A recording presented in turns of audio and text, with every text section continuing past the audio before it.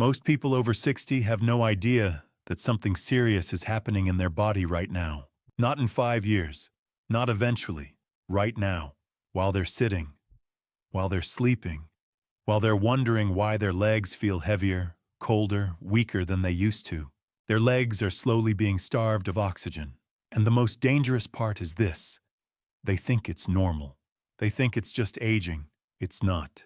And if you stay with me until the end, I'm going to show you exactly what's really happening inside your blood vessels, why your symptoms are getting worse, and how to use a few simple, science-backed drinks the right way, without making the mistake that most people make, that can actually make things worse.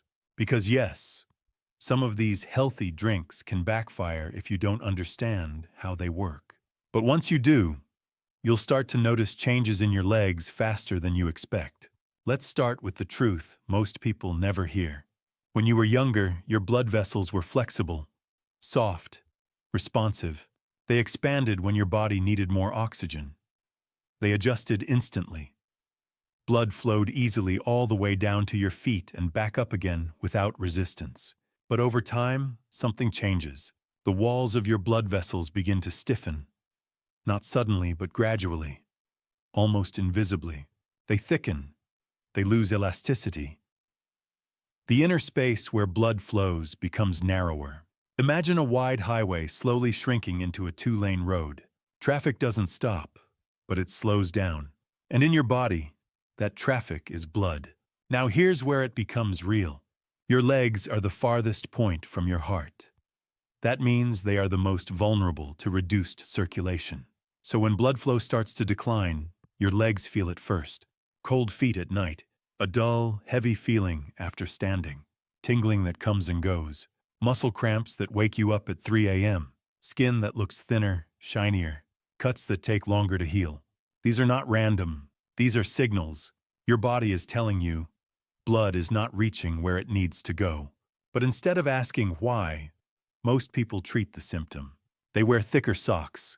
They elevate their legs. They take painkillers, temporary relief. But the underlying issue continues to progress. And here's the critical point. This is not just about comfort.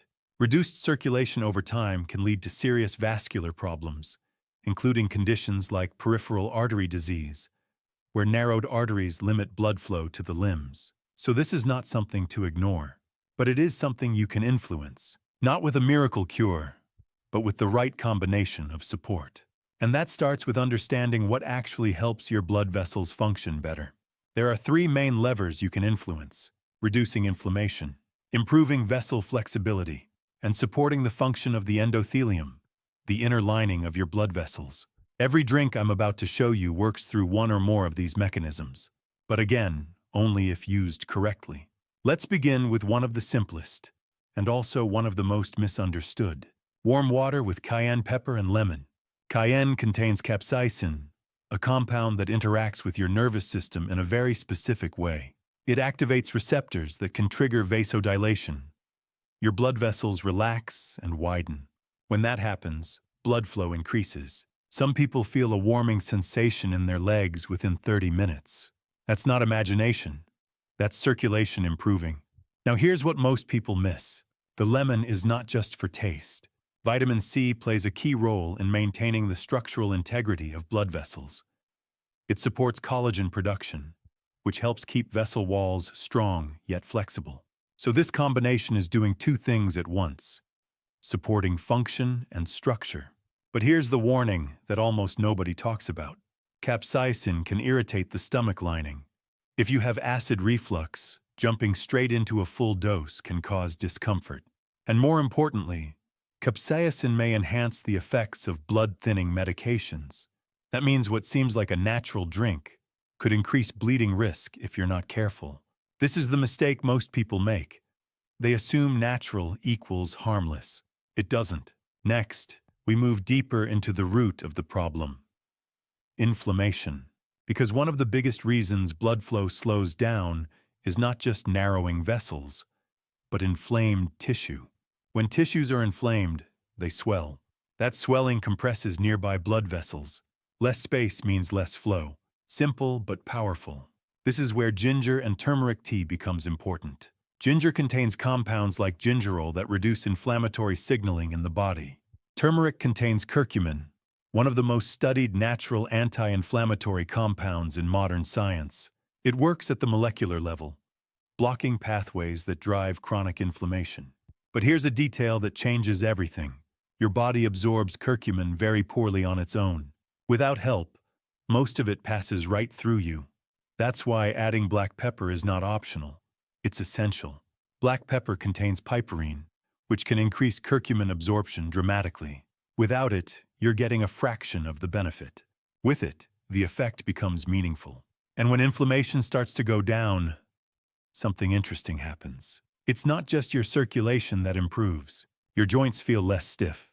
Your energy becomes more stable. Even your sleep can improve. Because inflammation doesn't stay in one place. It affects the entire body.